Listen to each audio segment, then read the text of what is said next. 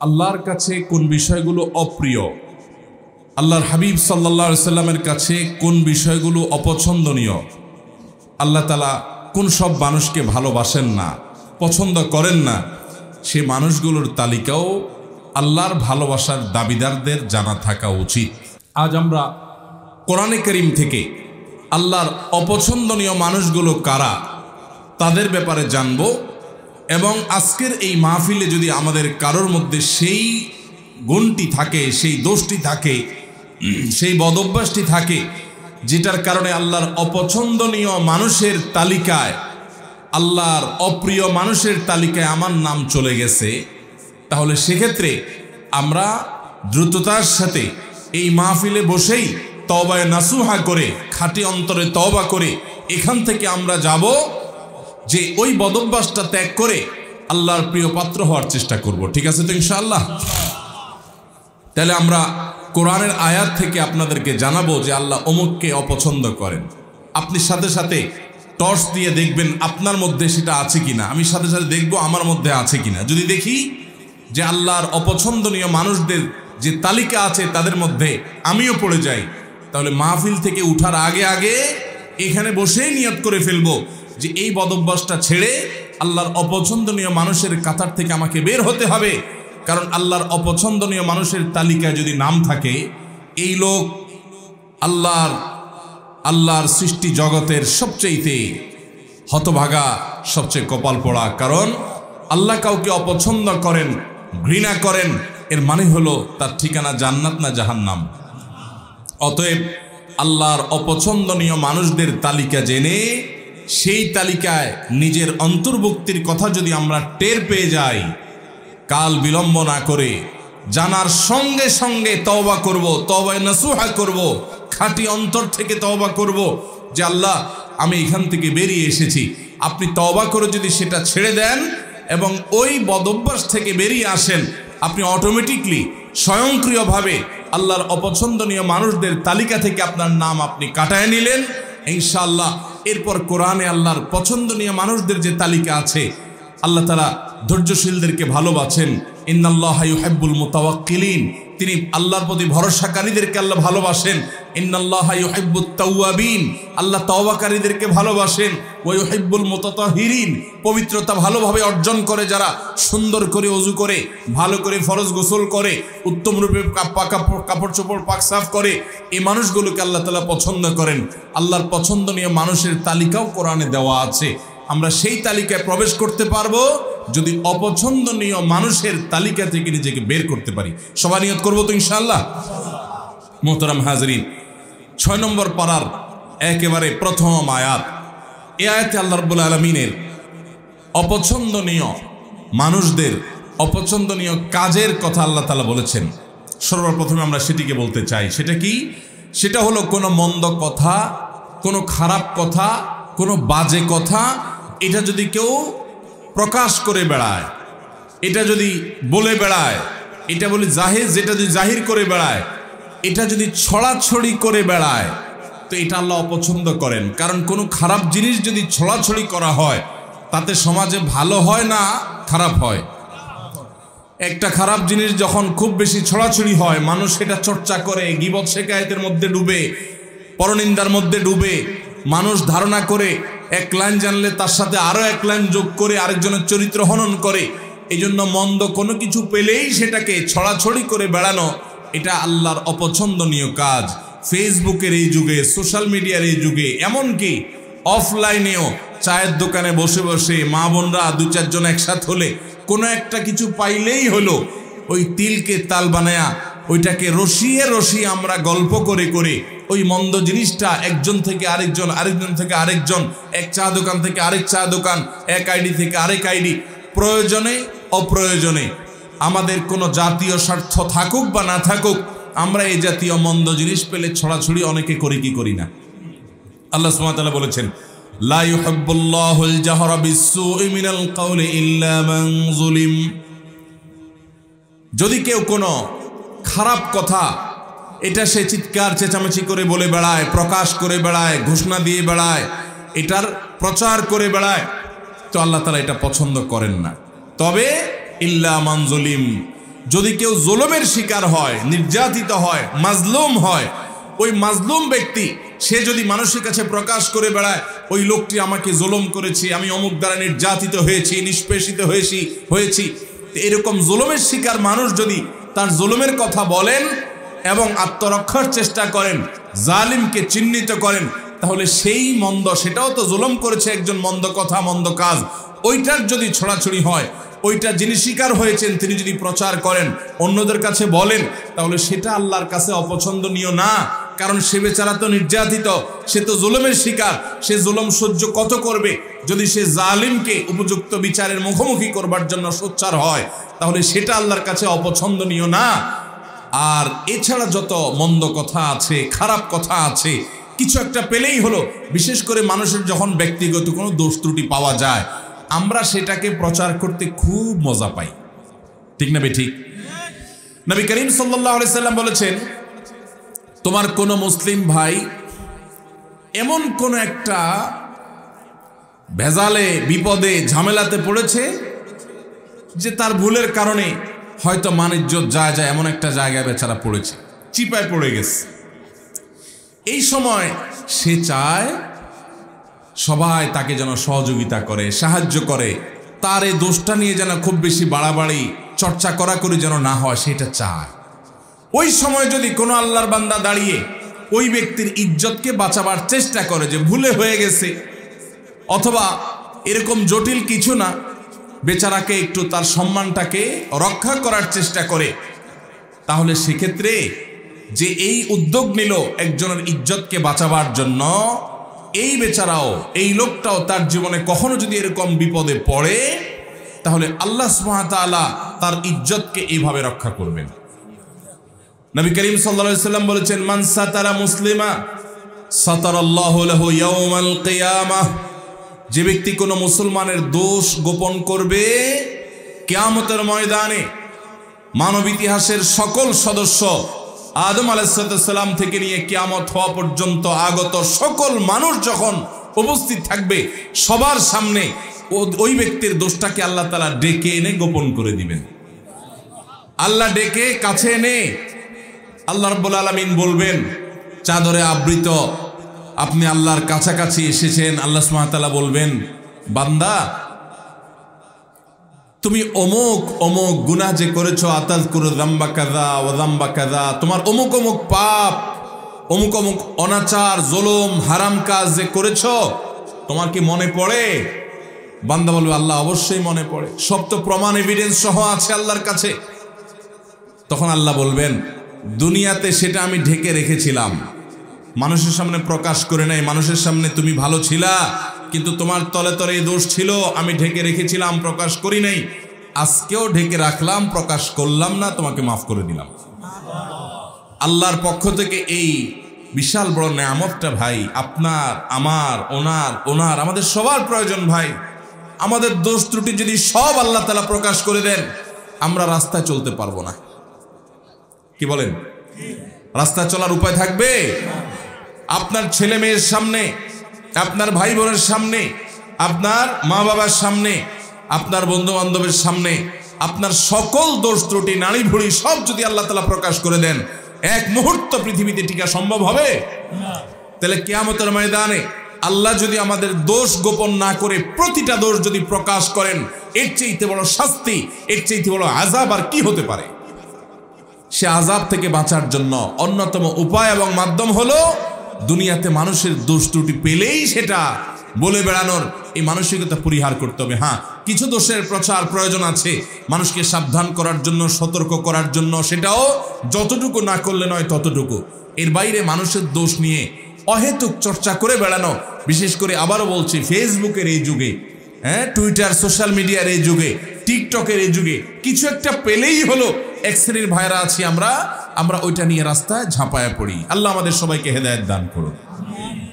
তাহলে এক শ্রেণীর মানুষের কথা জানলাম, যাদেরকে আল্লাহ তাআলা অপছন্দ করেন, আল্লাহ তাদের পছন্দ করেন না। আল্লাহ বলেছেন, ইন্নাল্লাহা লা ইউহিব, ইন্নাহু লা ইউহিব বা লা ইউহিব্বুল্লাহ, আল্লাহ তাআলা অপছন্দ করেন কাদেরকে? লা ইউহিব্বুল্লাহুল জাহরা বিসসুই মিনাল কওলি ইল্লা মান যুলিম, কোনো খারাপ কথা এটাকে যে চিৎকার করে বেড়ায়, প্রকাশ করে বেড়ায়, ঘোষণা দিয়ে বেড়ায়, এটাকে আল্লাহ অপছন্দ করেন। তাহলে কোনো খারাপ জিনিসের ছড়াছড়ি করা যাবে?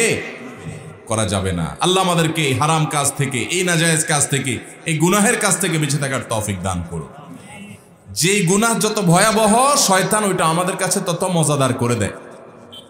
তাহলে একটা জানলাম আমরা, খারাপ জিনিসের ছড়াছড়ি, খারাপ কথা, খারাপ বিষয়, খারাপ ঘটনা, এগুলার অপ্রয়োজনীয় বিশেষ কোনো স্বার্থ বা যৌক্তিক কারণ ছাড়া ওইটার ছড়াছড়ি আল্লাহ তাআলা পছন্দ করেন না। এক নাম্বার 2, সীমা লঙ্ঘনকারীকে আল্লাহ তাআলা পছন্দ করেন না। আল্লাহ বলেছেন ইন্নাল্লাহা লা ইউহিব্বুল মু'তাদিন। আল্লাহ তাআলা সীমা লঙ্ঘনকারীকে পছন্দ করেন না। ভাইরা আমার, সীমা লঙ্ঘনকারী কারা? সীমা লঙ্ঘনকারী হলো ওই ব্যক্তিরা যাদের জন্য আল্লাহ তাআলা সীমানা ঠিক করে দিয়েছেন, সে সীমানা ক্রস করে চলে যায়।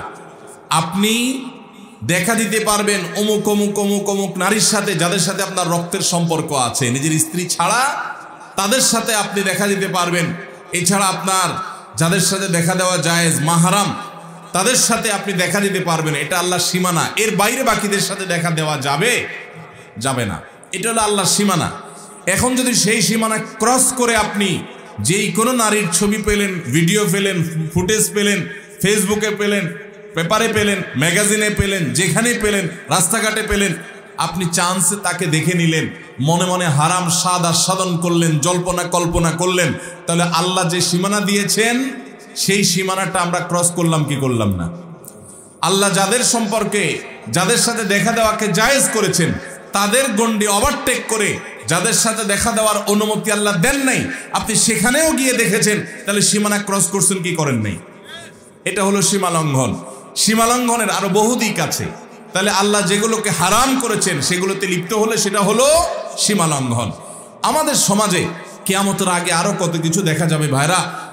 যারা সীমা লঙ্ঘন করে তারা বরং উল্টা যারা সীমা লঙ্ঘন করে না তাদেরকে সীমা লঙ্ঘনের কথা অনেক সময় বলে। যেমন আপনি পাবলিক পরিবহনে যাচ্ছেন, একজন যুবক বা দুজন যুবক একসাথে যাচ্ছে, ঝাঁকানাকা গান ফুল ভলিউমে মোবাইলে বাজায় দিয়া নাচতে নাচতে যাচ্ছে।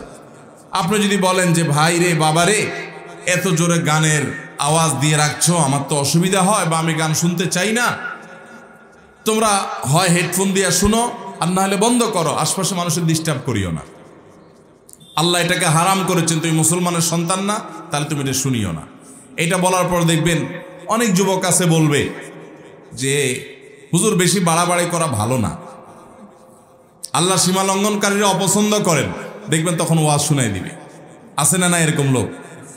আপনি হারাম কাজ থেকে যখন নিষেধ করবেন তখন বলবে হুজুররা বেশি বাড়াবাড়ি করে।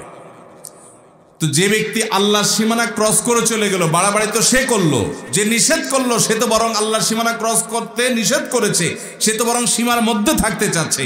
অতএব সীমা লঙ্ঘন করা যাবে না, আল্লাহর সীমার মধ্যে থাকতে হবে। ঠিক একইভাবে আল্লাহ যা হালাল করেছেন সেটাও অনেকে হারাম করে, আল্লাহ যা বলেন নাই নিজে থেকে সেটাও অনেকে বলে, এগুলো সবগুলো সীমা লঙ্ঘনের শামিল। তাহলে দ্বিতীয় প্রকার মানুষ যাদেরকে আল্লাহ অপছন্দ করেন তারা হলো সীমা লঙ্ঘনকারী। আল্লাহ আমাদেরকে সকল প্রকার সীমা লঙ্ঘন থেকে, আল্লাহর হদ এবং সীমানাকে অতিক্রম করা থেকে আল্লাহ তাআলা আমাদেরকে বেঁচে থাকার তৌফিক দান করুন। তাহলে আল্লাহর কোনো সীমানা লঙ্ঘন করব না। নাম্বার 3, যারা খেয়ানত করে, আমানত দিলে আমানত রক্ষা করে না, আমানত নষ্ট করে, পাপিষ্ঠ খারাপ মানুষ, গুনাহ করে বেড়ায়, নাজায়েজ কাজ করে বেড়ায়, কোনো ভয় নাই তার অন্তরে, এই মানুষগুলোকেও আল্লাহ তাআলা পছন্দ করেন না। কোরআনে কারীমে আল্লাহ রাব্বুল আলামিন তাদের সম্পর্কে বলেছেন ইয়ামহাকুল্লাহুর রিবা ওয়া ইউরবিস সাদাকাত। আল্লাহ তাআলা রিবা এটাকে ধ্বংস করবেন, সুদকে ধ্বংস করেন, আর সাদাকাতকে আল্লাহ রাব্বুল আলামিন বাড়িয়ে দেন। ওয়াল্লাহু লা ইউহিব্বু কুল্লা কাফফারিন আযীম। আর সকল আল্লাহ তাআলা অবিশ্বাসীকে, কাফিরকে, বেঈমানকে, আল্লাহর প্রতি যাদের ঈমান নাই তাদেরকে, এবং পাপিষ্ঠ খারাপ মানুষকে আল্লাহ তাআলা অপছন্দ করেন, তাদেরকে আল্লাহ তাআলা পছন্দ করেন না। আল্লাহ তাআলা আরো বলেছেন ইন্নাল্লাহা লা ইউহিব্বু মান কানা খাওয়ানান আযীমা। যারা খেয়ানতকারী, কথায় কথায় খেয়ানত করে মানুষের সাথে, এবং পাপিষ্ঠ অপরাধ করে, কথায় কথায় নাজায়েজ কাজ করে, আল্লাহর ভয় নেই, তার দিল কাঁপে না, এই মানুষগুলোকে আল্লাহ তাআলা অপছন্দ করেন। খেয়ানতকারী আমরা অনেকেই আছি, এমনকি অনেকে আছেন 5 ওয়াক্ত নামাজ পড়েন আবার খেয়ানতকারী। কিভাবে? আপনার কাছে কেউ কোনো টাকা পয়সা রেখেছে, আপনি সেটা ভেঙে ফেলেছেন। এবার যখন যিনি জমা রেখেছেন চেয়েছেন, দিচ্ছি দেব করে টালবাহানা করছেন। এই যে আমানত রাখার পরে টাকাটা ভেঙে ফেলেছেন, এটার নাম খেয়ানত। এটার নাম কি? এরকম বহু প্রকারের খেয়ানত আছে। আপনার প্রতিবেশী মেয়ে, তাদের প্রতি আপনি চোখ চুরি করে, আপনি বাঁকা করে তাদের দিকে তাকালেন, তাদের সৌন্দর্য অবলোকন করলেন, চালাকি করে করে দেখলেন, আপনি খেয়ানত করলেন। তিরমিজির হাদিসে আসছে, নবী করিম সাল্লাল্লাহু আলাইহি ওয়াসাল্লাম বলেছেন, ইযা হাদ্দাসা আর-রাজুলু ফালতাফাতা ফাহিয়া আমানা। কেউ আপনার সাথে কথা বলল, কথা বলার পর আরেক দিক ফিরল, তাহলে আপনার কাছে বলার পর যদি সে বলে ভাই কথাটা কাউকে বলা যাবে না, তাহলে এই কথাটাও আমানত। এই কথাটাও কি? আমানত। আপনি যদি এটা আরেকজনের কাছে বলে বেড়ান তাহলে খেয়ানত হলো, সেটা আমানতের কি হলো? এরকম আমানতের খেয়ানত আমরা অনেকে করি কি করি না। ইমানদার কখনো খেয়ানতকারী হতে পারে না। ইমানদার এরকম বিশ্বাসযোগ্য হবে যে পৃথিবী চলে যাবে, ইমানদারের সততা আদর্শ টলতে পারে না। আজ গোটা দেশে, গোটা দুনিয়াতে এত মুসলমান, কিন্তু বিশ্বস্ত মুসলমান পাওয়া যায়? ভাইরা আমার, আমরা যে নবীর উম্মত, আমরা কি জানি আমাদের প্রিয় নবী সাল্লাল্লাহু আলাইহি সাল্লাম কত বিশ্বস্ত ছিলেন? তিনি নবী হওয়ার আগে মক্কাবাসীর কাছে আলামিন হয়েছেন। কি হয়েছেন? উনি আগে আলামিন হয়েছেন, তারপরে কি হয়েছেন? নবী এবং রাসূল হয়েছেন। কিরকম আলামিন, কি পরিমাণ বিশ্বস্ত ছিলেন? শুধু একটা ঘটনা বলি। উনি যখন মক্কা থেকে মদিনায় হিজরত করতে চলে যাবেন, এই হিজরতের সফরটা কি তার খুব আরামের, খুব আনন্দের, আনন্দ ভ্রমণ টাইপ কিছু ছিল? মক্কার মানুষদের, জালিমদের অত্যাচারে অতিষ্ঠ হয়ে টিকতে না পেরে আল্লাহর অনুমতিতে তিনি মক্কা ছেড়ে মদিনায় হিজরত করতে হয়েছে। যেই এলাকার মানুষের জুলুমে, তাদের নির্যাতনে, নিষ্পেষণে নিজের মাতৃভূমি ছেড়ে চলে যেতে হয়েছে, ওই মানুষগুলো বেঈমান, অনেক কাফের, অনেক মুশরিকরা, তারা নবী করিম সাল্লাল্লাহু আলাইহি ওয়াসাল্লামের প্রতি ঈমান আনে নাই, কিন্তু তারা জানতো মক্কার সবচেয়ে নির্ভরযোগ্য, সবচেয়ে আস্থার উপযুক্ত, সবচেয়ে বিশ্বস্ত মানুষটা হলো মুহাম্মদ সাল্লাল্লাহু আলাইহি ওয়াসাল্লাম। এই জন্য তাদের দামি দামি সম্পদ, সোনা গহনা, টাকা পয়সা, এগুলো তারা মুহাম্মদ সাল্লাল্লাহু আলাইহি ওয়াসাল্লামের কাছে এসে আমানত রেখে যেত। তার প্রতি ঈমান আনতো না, কিন্তু তাকে জানতো যে দুনিয়া উল্টে গেল, তার আদর্শ উল্টিবে না। পৃথিবীর সকল ব্যাংকের চাইতে বিশ্বস্ত ব্যাংক হলো তিনি, এই জন্য তার কাছে জমা রেখে যেত। নবী করিম সাল্লাল্লাহু আলাইহি ওয়াসাল্লাম হিজরতের সময় আলী রাদিয়াল্লাহু তাআলা আনহুকে ডেকে বুঝাই দিয়ে গেলেন যে দেখো, রাতের অন্ধকারে আবু বকরকে সাথে নিয়ে উনি তো চলে যাবেন পরিকল্পনা করেছেন। আলী রাদিয়াল্লাহু তাআলাকে রেখে গেলেন, তুমি 3 দিন মক্কায় থাকবা এবং এই যে জিনিসগুলো আছে, এটা অমুকের, এটা অমুকের, এটা তমুকের, এগুলো তাদের কাছে যার যারটা বুঝাই দিবা। এই লোকগুলার জুলুমে অতিষ্ঠ হয়ে মক্কা পার হয়ে যাচ্ছেন, কিন্তু ওই সময়টাতে পর্যন্ত তাদের রেখে যাওয়া আমানতটা তাদের কাছে পৌঁছানোর ব্যবস্থা করতে তিনি ভুলেন নাই। এর নাম হলো মুহাম্মদ সাল্লাল্লাহু আলাইহি ওয়াসাল্লাম। আজ আমাদের অবস্থা কি বলেন? দোকান থেকে বাকি খেলে ওই দোকানের সামনে দিয়ে আর হাঁটি না, অন্য দোকান থেকে নগদ খাই, ওই দোকানের ধারে কাছেও যাই না। এ হলো আমাদের ইমানের অবস্থা, এ হলো আমাদের বিশ্বাসের অবস্থা, এ হলো আমাদের আস্থার অবস্থা। আমরা মনে করি শুধু নামাজ কালাম পড়লে মুসলমান হওয়া যায়। মুসলমান অবশ্যই তাকে বিশ্বস্ত হতে হবে, আস্থাশীল হতে হবে, মুসলমানকে আমানতদার হতে হবে। আমানতের খেয়ানতকারী, মানুষের কথা এর কথা ওর কাছে লাগায়, মানুষের গোপনীয় কথা বলে বেড়ায় এবং মানুষের টাকা পয়সা তসরুপ করে, আমানতের খেয়ানত করে, এই ব্যক্তি কখনো ভালো মুসলমান হতে পারে না।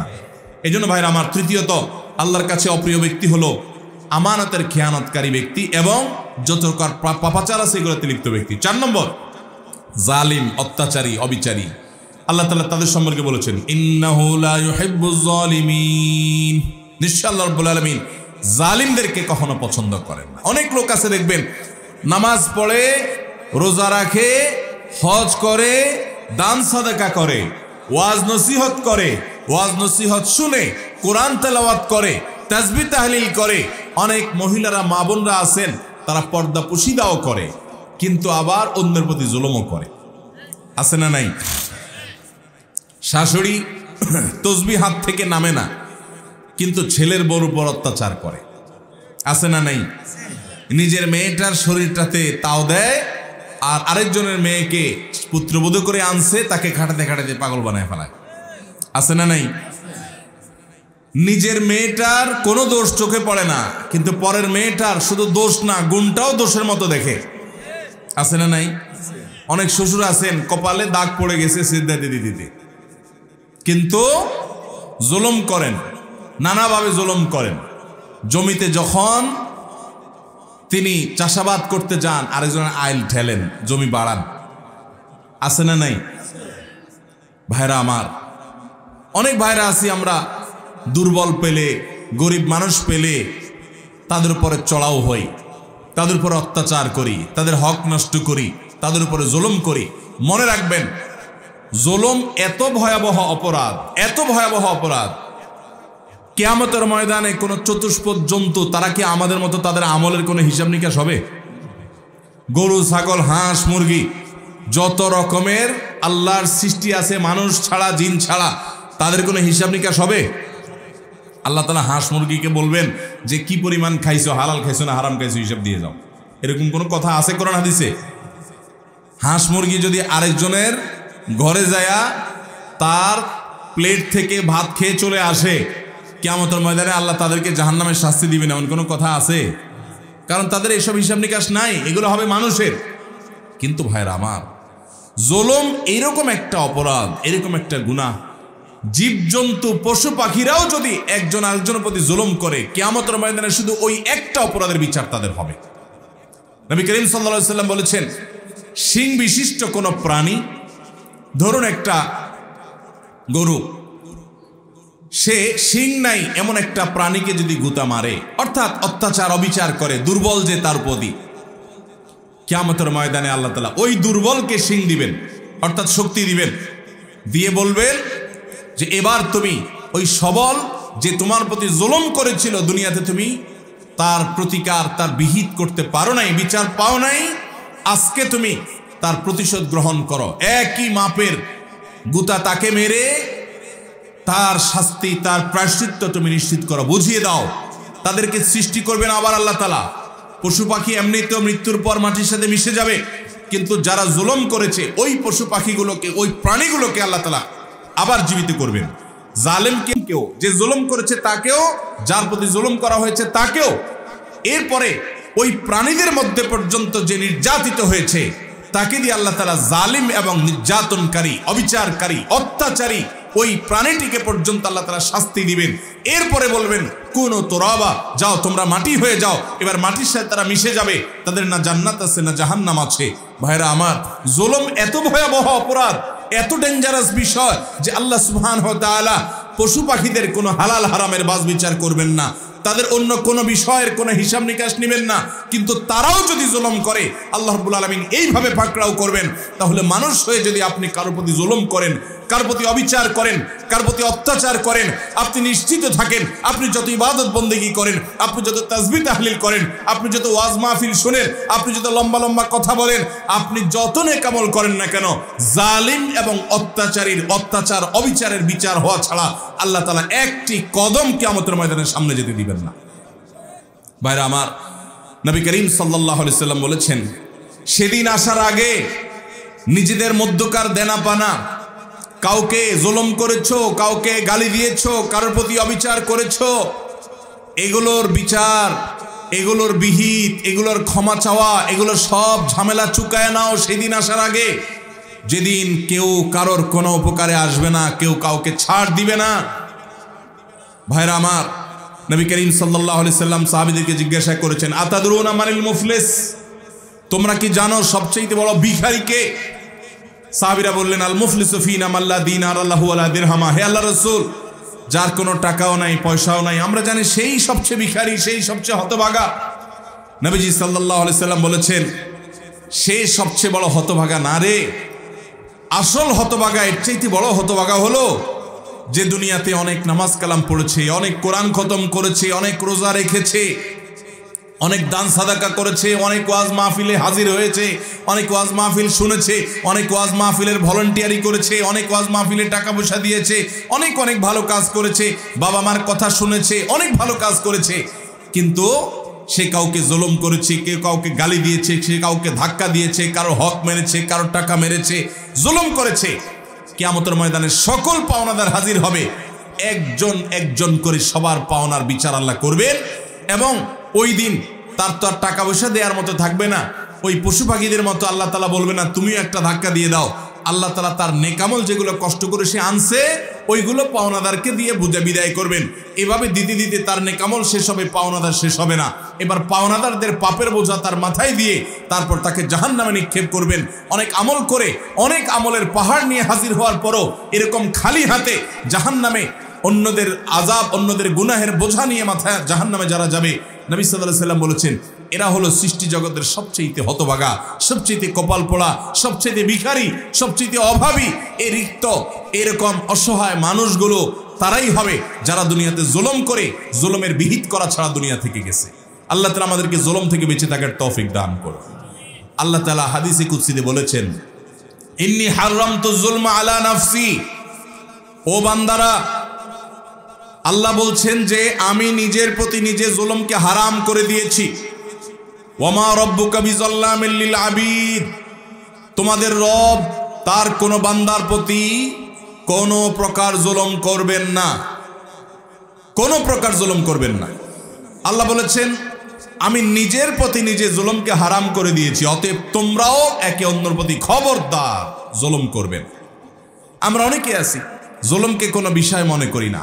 কত জালিম, কত অত্যাচারী, কত মানুষের চোখের পানি ফেলছে, কত মানুষের কষ্টের কারণ হচ্ছে। বিশেষ করে আমার যুবক ভাইদেরকে বলতে চাই, সে সকল ভাইদেরকে, বোনদেরকে বলতে চাই যাদের গায়ে জোর আছে, যাদের শক্তি আছে, বল আছে, পাওয়ার আছে, ক্ষমতা আছে, দাপট আছে, টাকার জোর, ক্ষমতার জোর, কলমের জোর, হাই হ্যালোর জোর আছে, এই জোরের চোটে যার সাথে আপনার শত্রুতা আছে তার গোষ্ঠী উদ্ধার করলেন, তাকে দমন করলেন, তাকে মামলা দিলেন, তাকে হামলা দিলেন, তাকে জেল জুলুমের শিকার করলেন, তাকে নানাভাবে কষ্ট দিলেন। মনে করছেন আল্লাহ তাআলা দেখছেন না? মনে করছেন আল্লাহ তাআলা ভুলে যাবেন? আপনার রব লা ইয়াদিল্লু ওয়ালা ইয়ানসা, তিনি কোনো কিছু ভুলে যান না। আপনি আপনার রবকে এরকম মনে করবেন লা তাহসাবান্নাল্লাহা গাফিলা। জালিমরা যা করছে এগুলোর সম্পর্কে আল্লাহ উদাসীন, কিছুই দেখছেন না, এরকমটি মনে করবেন না। আল্লাহর কসম, প্রতিটি জুলুমের বিচার কিয়ামতে আল্লাহ তাআলা অবশ্যই করবে। ভাইরা আমার, কয়েকজন যুবক যখন একসাথে হয়, দুই যুবক একসাথে যখন রিক্সা উঠে, রিক্সাওয়ালা বেচারা একটু থেকে আধটু যদি করে, একটু বেশ কম করে, বাপের বয়সী হলেও যায় কলার ধরতে। কারণ দুই দোস্ত একসাথে আছে, কলেজে পড়ে, শরীরে একটা ভাব চলে আসে, ঠিক না? ঠিক।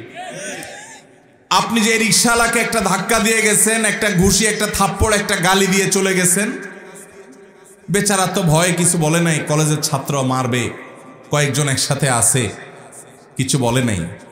ভাই, আপনি কি জানেন এই রিক্সাওয়ালাকে আপনি এক সময় টর্চ লাইট দিয়ে খুঁজে আর পাবেন না। 10 বছর 20 বছর পরে যখন আপনার এই অপরাধের কথা স্মরণ হবে যে আমি তো আমার যৌবনে কলেজে পড়াকালীন সময় একজন রিক্সাওয়ালার প্রতি অবিচার করেছিলাম, জুলুম করেছিলাম, এখন একটু মাপ চাই, ওই চেষ্টা করলেও তো খুঁজে আর লোকটাকে বের করতে পারবেন না। আপনি বের করতে পারেন না দেখে কি আল্লাহও বের করতে পারবেন না? কিয়ামতের ময়দানে যখন বুড়া বয়সে এসে আমল করে জান্নাতে যাইতে নিবেন, ওই রিক্সাওয়ালার সামনে এসে দাঁড়াবে। অতএব কারোর প্রতি কোনো প্রকার জুলুম করব না ইনশাআল্লাহ। শয়তানের প্ররোচনায় প্ররোচিত হয়ে যদি কারোর প্রতি জুলুম হয়ে যায়, ভাইরা আমার, তাহলে সাথে সাথে যখনই সম্বিত ফিরে আসবে, ঈমানি চেতনা জেগে উঠবে, সাথে সাথে বিলম্ব না করে তার কাছে করজোড় করে মাপ চাইবেন। ভাই, অন্যায় হয়ে গেছে, আমাকে মাফ করে দেন। ভাই, আমি আপনাকে একটু শক্ত কথা বলে ফেলেছি, আল্লাহর ওয়াস্তে মাফ করে দেন। আপনি যদি দুনিয়াতে মাপ চেয়ে নেন, আপনার লেটা চুকে গেল, মামলা খালাস হয়ে গেল। না হলে মনে রাখবেন, হাজার হাজার এরকম জুলুমের মামলা আপনার বিরুদ্ধে দায়ের হয়ে আছে। কিয়ামতের ময়দানে কোনো আমল কিন্তু কুলাবে না। বেশি আমল করতে পারেন আর না পারেন, অনেক তাসবিহ তেলাওয়াত করতে পারেন আর না পারেন, অন্তত কোনো মানুষের প্রতি কখনো জুলুম করবেন না। ঠিক আছে তো ইনশাআল্লাহ? যুবক ভাইয়েরা, শক্তিকে নিয়ন্ত্রণ করবো তো ইনশাআল্লাহ? কয়েকজন বন্ধু একসাথে যখন বাসে উঠেন, কন্ট্রাক্টর বেচারা যা ভাড়া দেয় 5-6 জন কলেজের ছাত্র ইউনিভার্সিটির ছাত্র একসাথে থাকলে দেখলে আর বেশি বাড়াবাড়ি করে না। যদি বেশি বাড়াবাড়ি করে চোখ গোড়ানে দিলে বেচারা মনে করে থাক যান বাঁচাই। আছে না নাই? 10 টাকা 20 টাকা 50 টাকা কম দিয়ে চলে আসলেন, বেচারা ভয়ে কিছু বলে নাই। আপনি মনে করছেন শেষ এখানে, এই মামলা এখানে শেষ নাকি এখান থেকে শুরু? এই মামলা ফাইল হয়ে গেছে আল্লাহর আদালতে, আপনি টেরও পান নাই। কিয়ামতের ময়দানে এটা খোলা হবে। ভাইরা আমার, জুলুমের বিচার শুরু হলে রক্ষা হবে না। এই জন্য জুলুম থেকে বাঁচবো তো ইনশাআল্লাহ। আয-যুলমু যুলুমাতুন ইয়াওমাল কিয়ামা, কিয়ামতের দিন জুলুম বহুমুখী অন্ধকার হয়ে আসবে। শ্বশুর বৌমার প্রতি, শাশুড়ি বৌমার প্রতি, বা বৌমা, আজকাল অনেক সময় অনেক বৌমা শ্বশুর শাশুড়ির প্রতি জুলুম করে। অনেক বৌমা দেখা যায় দেবর ননদদের প্রতি জুলুম করে, স্বামীকে তাদের সঙ্গে মিশতে দেয় না, টাকা পয়সা দিতে দেয় না, তারা জুলুম করে। আবার অনেক সময় দেখা যায় শ্বশুর শাশুড়ি বৌমার উপর জুলুম করে, প্রতিবেশীর উপরে জুলুম করে, মালিক অধীনস্থের উপরে জুলুম করে, অধীনস্থ মালিকের প্রতি জুলুম করে, বাপ সন্তানের প্রতি জুলুম করে, সন্তান বাবার প্রতি জুলুম করে, ভাই বোন পরস্পরের প্রতি জুলুম করে, কাস্টমার মালিক দোকানদারের প্রতি, দোকানদার কাস্টমারের প্রতি, এরকম নানা শ্রেণী পেশার মানুষ শাসক প্রজাদের প্রতি, প্রজারা শাসকদের প্রতি জুলুম করে কি করে না? আল্লাহ আমাদের সব ধরনের জুলুম থেকে বেঁচে থাকার তৌফিক দান করুন। তাহলে 4 নম্বর আল্লাহর অপ্রিয় অপছন্দনীয় মানুষ হলো জালেম। আমরা জানলাম আমার মধ্যে যদি জুলুম থাকে আমি আজকেই তওবা করব, আল্লাহ আমাদেরকে তৌফিক দান করুন। নাম্বার 5, অহংকারী, দাম্ভিক। অহংকারী মানুষকে আল্লাহ তাআলা অপছন্দ করেন। আল্লাহ তাআলা বলেছেন, ইন্নাল্লাহা লা ইউহিব্বু মান কানা মুখতালান ফখুরা। যারা গর্ব করে বেড়ায়, অহংকার করে বেড়ায়, এই মানুষগুলোকে আল্লাহ তাআলা পছন্দ করেন না। আল্লাহর ঘৃণিত, আল্লাহর অপছন্দনীয় মানুষেরা যারা অহংকার করে। আমাদের সমাজে এরকম অহংকারের রোগ আমাদের অনেকের মধ্যে আছে, সেটাকে আমরা রোগ মনে করি না, ওইটাকে আমরা আত্মসম্মান মনে করি। আত্মসম্মান না, অহংকার এক জিনিস আর আত্মসম্মান আরেক জিনিস। আপনি নিজেকে বড় করলেন, বড় মনে করলেন, ভাবসাব নিয়ে রাস্তাঘাটে গেলেন, একটু বড় লোকের ছেলে, ক্ষমতাবান মানুষের ছেলে, আপনার চলাফেরার ভিতরে একটু ভাবসাব আসলো, বাকিদেরকে মানুষ মনে করলেন না, এটা হলো অহংকার। এই অহংকারটা আমাদের মধ্যে আছে না নাই? কারোর কাছে জ্ঞানের অহংকার আছে, কারোর কাছে পয়সার অহংকার আছে, কারোর ক্ষমতার অহংকার আছে, কারোর নাম যশ খ্যাতির অহংকার আছে। ও মালিক, আপনি আমাদের অন্তরকে অহংকার থেকে ধুয়ে মুছে পরিষ্কার করে দিন। যার অন্তরে বিন্দু পরিমাণ, জাররা পরিমাণ অহংকার থাকবে, সরিষার দানা পরিমাণ অহংকার থাকবে, ওই ব্যক্তিকে আল্লাহ রাব্বুল আলামিন জান্নাতে প্রবেশ করা হারাম করে দিয়েছেন। নো এন্ট্রি, তার জান্নাতে প্রবেশের কোনো সুযোগ নেই। ভাইরা আমার, আল্লাহর হাবিব সাল্লাল্লাহু আলাইহি সাল্লাম আল্লাহর কাছে বিনয়ী হওয়ার জন্য দোয়া করেছেন। আমাদেরকে বিনয়ী হওয়ার চেষ্টা করতে হবে। আমাদের নবীজি সাল্লাল্লাহু আলাইহি সাল্লাম বিনয়ী ছিলেন। বিনয়ী মানুষকে আল্লাহও ভালোবাসেন, বান্দারাও ভালোবাসেন, মানুষও পছন্দ করে। নরম মানুষ, ভদ্র মানুষ, বিনয়ী মানুষ। অহংকারী, দাম্ভিক এবং খুব বেশি গর্ব করে বেড়ায়, দাপট দেখায় বেড়ায়, এই মানুষগুলোকে মানুষও পছন্দ করেন না, আল্লাহও পছন্দ।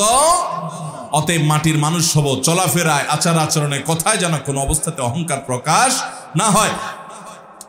আল্লাহ রাব্বুল আলামিন হাদিসে কুদসিতে বলেছেন, অহংকার হলো আমার চাদর। আল্লাহ বলছেন, এই অহংকার যদি কেউ করে তাহলে সে আমার চাদর নিয়ে টানাটানি করে, আর যে আমার চাদর নিয়ে টানাটানি করে আল্লাহ রাব্বুল আলামিন তাকে ছিঁড়ে ফেলবেন, তাকে জাহান্নামে নিক্ষেপ করবেন, তার জন্য জান্নাত হারাম। অতএব অহংকার করা যাবে না। আল্লাহ আমাদেরকে বিনয়ী হওয়ার তৌফিক দান করুন। তাহলে ভাইরা আমার, 5 নম্বর আল্লাহর অপ্রিয় মানুষের তালিকা জানলাম যে তারা হলো অহংকারী মানুষ। 6 নম্বর হলো যারা সমাজে ফাসাদ সৃষ্টি করে। ফাসাদ সৃষ্টি করে, ফাসাদের মধ্যে সবচেয়ে বড় ফাসাদ অনেক মুফাসসিরদের মতে কাবিরা গুনাহ যারা লিপ্ত হয়, শিরকে যারা লিপ্ত হয়, শিরক করে, এটা বড় ফাসাদ। ঠিক একইভাবে দুনিয়াতে শান্তি নষ্ট করে যারা, দেখবেন অনেক লোক আছে দাঙ্গা হাঙ্গামা, গন্ডগোল, ফাসাদ, মারামারি, কাটাকাটি, এগুলোই তাদের ভালো লাগে, ফাসাদ করতে ভালো লাগে, শান্তি ভালো লাগে না। আল্লাহ বলেছেন, ইন্নাল্লাহা লা ইউহিব্বুল মুফসিদিন, আল্লাহ তাআলা ফিতনা এবং ফাসাদকারী মানুষকে পছন্দ করেন না। এটা হলো 6 প্রকারের মানুষ, 6 নম্বর প্রকার। 7 নম্বর হলো ওই সমস্ত মানুষগুলো যারা অহমিকা দেখায়, অহংকার করে, আগে যে ফখর করে, গৌরব করে, বড়াই করে বেড়ায়, তাদেরই মতোই, সেটারই আপনার আল্লাহ রাব্বুল আলামিন ভিন্নভাবে প্রকাশ করেছেন, ইন্নাহু লা ইউহিব্বুল মুস্তাকবিরিন। যারা ইস্তেকবার করে, যারা সত্যকে অস্বীকার করে, অহমিকাবশত মানতে চায় না, আল্লাহ তাআলা তাদেরকে পছন্দ করেন না। 8 নম্বর হলো যারা দুনিয়া পেয়ে এত খুশি হয়ে যায় যে মনে হচ্ছে সে জান্নাত হাতের কাছে পেয়ে গেছে। মানে দুনিয়াদার যখন খুব মারাত্মক পর্যায়ের হয় তখন দুনিয়া পেলেই সে শুধু খুশি হয়, বাস তার কাছে আখিরাতের কোনো দাম নাই। মনে রাখবেন, দুনিয়ার কোনো নেয়ামত পেলে খুশি হওয়াটা দোষের না, কিন্তু আনন্দে আত্মহারা হয়ে গেলেন এটার মানে হলো আপনার অন্তরে দুনিয়া ভরে গেছে। কথা কি বুঝাতে পারছি? অনেক লোক আছে দেখবেন যে দুনিয়ার কোনো অর্জন হলে খুশিতে একদম বাগবা, সে লাফালাফি, মনে হচ্ছে জান্নাত পেয়ে গেছে। আবার দুনিয়ার যদি কোনো ক্ষতি হয়ে যায় সে এমন ভাবে ভেঙে পড়ে মনে হচ্ছে তার সব শেষ হয়ে গেছে। এটা কোনো মুসলমানের চরিত্র না। ইমানদারের চরিত্র হলো দুনিয়া অর্জন হচ্ছে, আলহামদুলিল্লাহ, আল্লাহ শুকর আদায় করলাম, এত আহামরি খুশির কিছু নাই, কারণ আমি তো এখনো জান্নাত পেয়ে যাইনি। ঠিক না ভাই? ঠিক। আমি যে খুশি হয়েছি এই খুশি হওয়াটা আমার 16 কলায় পরিপূর্ণ হতো, এই খুশি হওয়াটা আমার পূর্ণতা পেত যদি আল্লাহ আমাকে জান্নাতের ঘোষণা দিতেন। কোরআনে আল্লাহ বলেছেন, ফামান যুহজিহা আনিন নারি ওয়া উদখিলাল জান্নাতা ফাকাদ ফাজ, যাদেরকে জাহান্নাম থেকে আস্তে আস্তে দূরে সরানো হবে আর কিয়ামতের দিন জাহান্নাম থেকে তাকে মুক্ত ঘোষণা করা হবে, জান্নাতে যখন প্রবেশ করানো হবে, এই ব্যক্তি আসল সাকসেস, আসল সফল হয়ে গেল। তার এই সফলতা আর কখনো ব্যর্থতায় পর্যবসিত হবে না। এই হলো আসল সাকসেস এবং সফল মানুষ। ভাইরা আমার, সেই সফল, সেই সার্থক মানুষ আমাদেরকে হতে হবে এবং তার জন্য চেষ্টা করতে হবে। এই জন্য ইমানদারের সুখী হওয়ার একটা গুরুত্বপূর্ণ টনিক হলো এটা যে ইমানদার কোনো অর্জনে খুব বেশি আত্মহারা হতে যাবে না, আনন্দ করবে, আনন্দ আত্মহারা হবে না। আবার কোনো ক্ষতিতে কষ্ট হতে পারে, মানুষ হিসাবে কষ্ট হওয়াটা স্বাভাবিক, কিন্তু কষ্টের চোটে ভেঙে পড়বে না। কথা কি বুঝতে পারছি? ভাইরা আমার, আমি যখন মাদ্রাসায় পড়ি, আজ থেকে অনেক বছর আগের কথা, সম্ভবত 2 যুগ 2.5 যুগের মতো হয়ে গেছে। আমি অনেক ছোট ছিলাম। আমার মনে আছে যে একবার ঈদের সময় শহর থেকে গ্রামের বাড়িতে যাব, তো বাসের টিকিট পাওয়া খুব টাফ। আমি একটা টিকিট পেয়ে গেছি ভালো বাসে। তো খুব লাফাতে লাফাতে, আমার আব্বার এক বন্ধু ছিলেন, খুব দিনদার, খুব আল্লাহ ভীরু, এখনো বেঁচে আছে। আমার সে চাচার কাছে এসে খুব আনন্দ জাহির করতে করতে একটু বেশি আনন্দ করছিলাম, ছাত্র মানুষ, যে চাচা আমি তো টিকিট পেয়ে গেছি। তখন চাচা আমার এই অতিরিক্ত আনন্দ দেখে বললেন, বাবা তুমি মাদ্রাসায় পড়ো, তুমি আলেম হতে যাচ্ছ, তোমার এই অতিরিক্ত আনন্দটা আমার কাছে ভালো লাগে নাই বাবা। আমি বললাম, চাচা এটা কেমন কথা বললেন? আমি একটা টিকিট পাইছি, খুশির খবর, আপনার ভালো লাগে নাই মানে? তিনি আমাকে বলছেন, বাবা তুমি খুশির খবর পেয়েছ, এজন্য খুশি হয়েছ, আমিও খুশি। আমি বোঝাতে চাইছি যে একজন মুসলমান সে দুনিয়ার কোনো অর্জনে এত পাগল পড়া হবে না, তার কাছে দুনিয়াটা এত গুরুত্বপূর্ণ কিছু না। আল্লাহ কোনো নেয়ামত দিয়েছেন, সে অবশ্যই খুশি হবে। আল্লাহর নেয়ামতে খুশি প্রকাশ করাটাও কোরআনের নির্দেশ, কিন্তু খুশির চোটে আত্মহারা হবে না, এত পাগল পড়া হবে না, কারণ জান্নাত তো পেয়ে যাও না এখনো। তুমি টিকিট পেয়েছ, যদি জান্নাত তোমার আল্লাহ তাআলা না দেন, আল্লাহ না করুন জাহান্নাম দেন, তাহলে তোমার এই খুশির 2 পয়সা কোনো দাম আছে? তো এত আত্মহারা হওয়া, এটা তোমার ইমানের সাথে যায় না বাবা। ঠিক একইভাবে আমাদের সমাজে অনেক মানুষ আছি, আমরা একটু বিপদ আপদ হলে আমরা ভেঙে পড়ি, একদম স্যাড ব্যাড, মানে আমরা একেবারে মনে হয় যে আমি শেষ। ইমানদার মনে রাখবে, আমার যদি সব হারিয়ে যায়, সব হারিয়ে যায়, আর বিনিময়ে আল্লাহ তাআলা যদি আমার জন্য জান্নাতটা রাখেন, ব্যবসা লাভের না লসের? সব হারিয়ে গেল, একটা অ্যাক্সিডেন্টে আমার সম্পদ, টাকা পয়সা, ব্যবসা বাণিজ্য, আপনজন সব হারায় গেল, সবাই বেঈমানি করলো, সবাই দূরে সরাই দিল, আমার বিপদ আপদ হতে থাকলো, কোনোটা দূর, কোনো বিপদ সরল না, কোনো অর্জন হলো না, সব দিক থেকে ক্ষতি হয়ে গেল। দুনিয়ার সব সম্পদ, সব ইজ্জত, সব চলে যাওয়ার বিনিময়ে যদি আল্লাহ বলেন, বান্দা তোমাকে আমি জান্নাতটা দিয়ে দিলাম, লাভ হলো না লস হলো? 50-60 বছরের কষ্টের বিনিময়ে যদি অনন্তকালের, অসীম কালের জন্য চির সুখের ঠিকানা আমার নিশ্চিত হয়ে যায়, তাহলে আমার লাভ হলো না লস হলো? এই জন্য ইমানদার কোনো দুঃখে, কোনো বেদনায় একেবারে ভেঙে পড়বে, এটা তার ইমানের সাথে যায় না, এটা বেঈমানের চরিত্র হতে পারে। ইমানদার সবর করবে আর যে কোনো ভালো কাজে আল্লাহর শুকর আদায় করবে, খুশি হবে, কিন্তু আত্মহারা পাগল হবে না। এই জন্য আল্লাহ রাব্বুল আলামিন কোরআনে কারীমে বলেছেন, ইন্নাল্লাহা লা ইউহিব্বুল ফারিহিন, নিশ্চয়ই আল্লাহ রাব্বুল আলামিন কোন অতিরিক্ত আনন্দে আত্মহারা, কোনো আনন্দে আত্মহারা, দুনিয়াবি কোনো বিষয় পাওয়ার পরে করে পাগল পরা হয়ে যাওয়া, এই অতিরিক্ত দুনিয়া দুনিয়া করা মানুষ, দুনিয়া খাই খাই করা মানুষ, এই মানুষগুলোকে আল্লাহ পছন্দ করেন না। অতএব ভাইরা আমার, আমরা আল্লাহ রাব্বুল আলামিনের কাছে আমরা পানা চাইব, আল্লাহ যেন আমাদেরকে এরকম দুনিয়ার মধ্যে ডুবায় না রাখেন। আজ যে পৃথিবীতে আমরা বসবাস করছি, ভোগবাদের দুনিয়া। কিসের দুনিয়া ভাই? ভোগবাদ। চতুর্দিকে দেখবেন শুধু ভোগের আহ্বান, যত বিজ্ঞাপনী, বিলবোর্ড, যত অ্যাডভার্টাইজ, যত আহ্বান, সব দেখবেন কিসের? ভোগের। দুনিয়াতে মস্ত বড় খাওয়া দাওয়ার ফুর্তি করো, আগামীকাল বাঁচবে কিনা বলতে পারো, ভোগ করো। আর ইসলাম বলে মানুষকে ভোগ নয়, প্রয়োজন যা তা অবশ্যই তুমি ভোগ করো, কিন্তু তোমার প্রয়োজনের বেশি ভোগ করবে না, বরং ত্যাগ করতে শিখো। ভোগে নয়, বরং ত্যাগেই আনন্দ আছে, ত্যাগেই তোমার পরিতৃপ্তি আছে। আল্লাহর জন্য দান করো, স্যাক্রিফাইস করতে শিখো, ত্যাগ করতে শিখো। ইসলাম সেটা বলে। ভোগ পশু পাখিও করে, ত্যাগ এটা সবাই করতে পারে না। আল্লাহ আমাদেরকে ত্যাগী মানুষ হওয়ার তৌফিক দান করুন। ভাইরা আমার, তাহলে আমরা 8 নম্বরের যাদেরকে আল্লাহ তাআলা অপছন্দ করেন তাদের কথা জানলাম। সে মানুষগুলো হলো দুনিয়ায় যারা আত্মহারা হয়ে যায়। আত্মহারা হয়ে যাওয়া এটা এখন কমন একটা বিষয় হয়ে গেছে। নামাজ কালাম পড়ি, ওয়াজও শুনি, সবই ঠিক আছে, কিন্তু পয়সা ছাড়া আর কিছু বুঝি না। পয়সা ছাড়া, দুনিয়া ছাড়া আর কিছু বুঝি না। দুনিয়া আমাদের লাগবে দুনিয়া চলতে হলে। নৌকার মতো, নৌকা যখন পানি দিয়ে চলে, নৌকা তো পানি দিয়েই চলে নাকি? পানি দিয়ে নৌকা চলে, পানি ছাড়া নৌকা চলবে? দুনিয়া ছাড়া আমরাও এরকম দুনিয়াতে চলতে পারবো?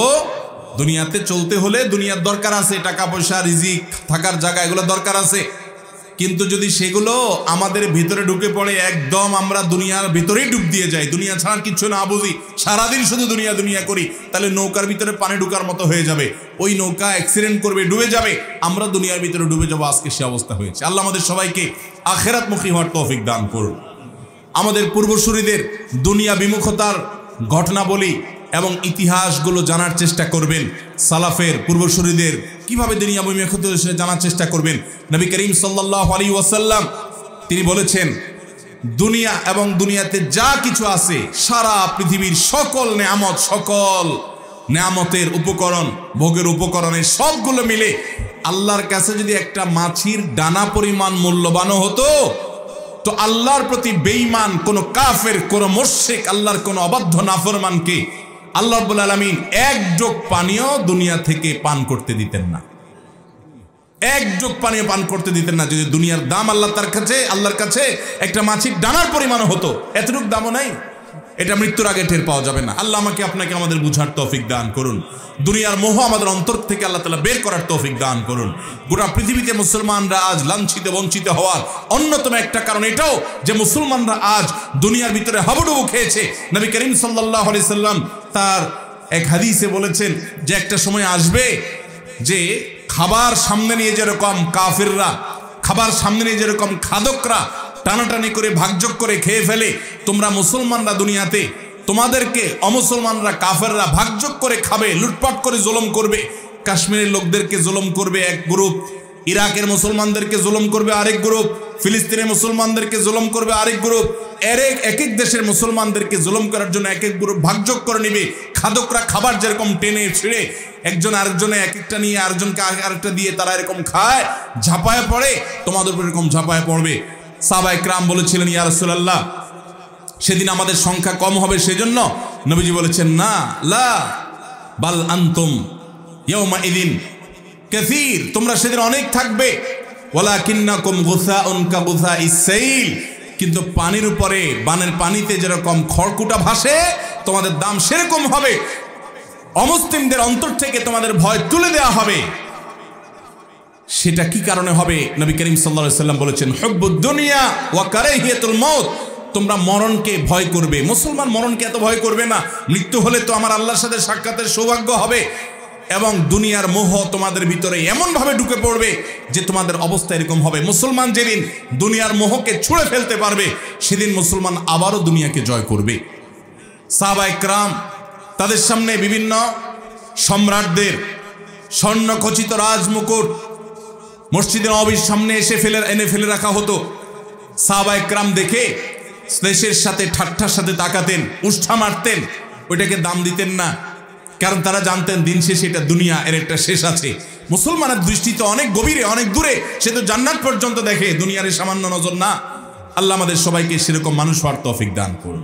সেজন্য সাহাবীরা গোটা দুনিয়া শাসন করেছেন, গোটা দুনিয়া তাদের পদতলে এসেছে। আজ দুনিয়া খাই খাই করে দেখে আল্লাহ মুখিতার বিপরীতে, আখিরাত মুখিতার বিপরীতে দুনিয়া মুখিতা আজ আমাদেরকে গ্রাস করে ফেলেছে।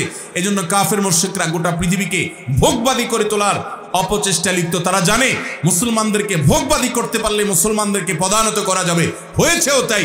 এজন্য দুনিয়া, অন্তর থেকে দুনিয়ার মোহকে আমাদেরকে বের করতে হবে।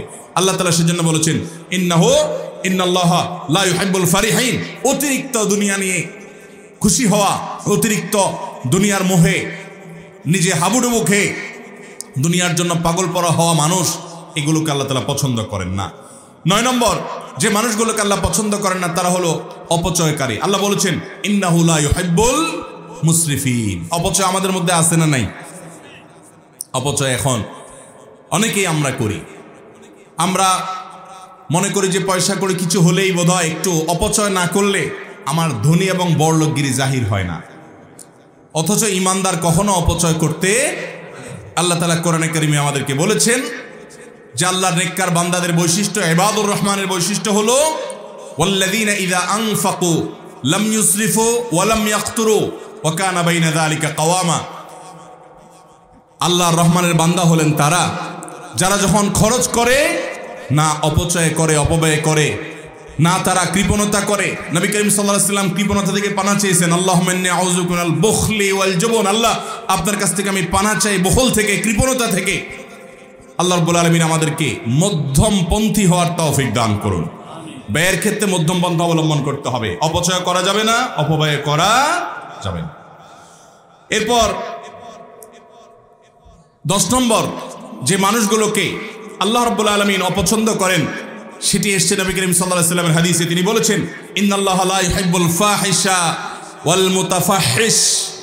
যারা অশ্লীল কথা বলে, অশ্লীল কাজ করে, অশ্লীলতা ছড়াছড়ি করে, বেহায়াপনা করে, এই মানুষগুলোকে আল্লাহ তাআলা পছন্দ করেন না। ঠিক একইভাবে মুতাফাহহিশ সম্পর্কে মুহাদ্দিসরা অনেকে বলেছেন, এর মানে হলো যারা অশ্লীলতা এটা প্রকাশ্যে করে, সবার সামনে খুল্লম খোলাভাবে অশ্লীলতা করে, কোনো রাগঢাক করা ছাড়া অশ্লীলতা করে, এটাকে পেশা বানিয়ে নিয়েছে, এটাকে নেশা বানিয়ে নিয়েছে, এই মানুষগুলোকে আল্লাহ তাআলা পছন্দ করেন, আল্লাহ তাআলা অপছন্দ করেন। ভাইরা আমার, 12 নম্বর আল্লাহ যাদেরকে অপছন্দ করেন তারা হলেন ওই সমস্ত মানুষেরা যারা ইসবাল করে, যারা টাকনুর নিচে পুরুষ হয়ে লুঙ্গি, জুব্বা, চাদর, প্যান্ট, পাজামা এগুলো পরে, এই ইসবালকারীদেরকে আল্লাহ তাআলা পছন্দ করেন না। নবী করিম সাল্লাল্লাহু আলাইহি ওয়াসাল্লাম বলেছেন ইন্নাল্লাহা লা ইউহিব্বুল মুসবিলিন, নিশ্চয়ই ইসবালকারীকে, অর্থাৎ টাকনুর নিচে যে পুরুষরা পোশাক আশাক পরে, এদেরকে আল্লাহ তাআলা পছন্দ করেন না। ভাইরা আমার, এভাবে আল্লাহর অপছন্দনীয় মানুষের তালিকা হাদিসের দিকে যখন তাকাই তখন আমরা আরো অনেক পাই যে কথায় কথায় ঝগড়া করে অনেক বেশি, তাকে আল্লাহ তাআলা পছন্দ করেন না।